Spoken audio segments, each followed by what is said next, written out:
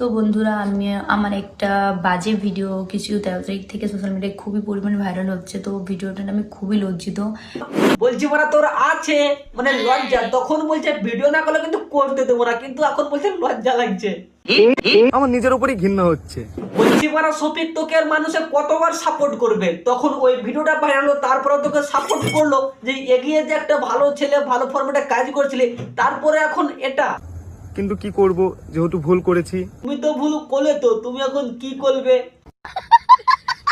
Wait wait wait, তুমি যেন কি বলছিলে এই ভিডিওটা ফেক এআই নাকি? বন্ধুরা, তোমরা যারা এই ভিডিওটা পোস্ট করছো তো তাদেরকে বলছি এই ভিডিওটা অরিজিনাল না। বলছি মারা, শাক দিয়ে কি কোনোদিন মাছ ঢাকা যায়?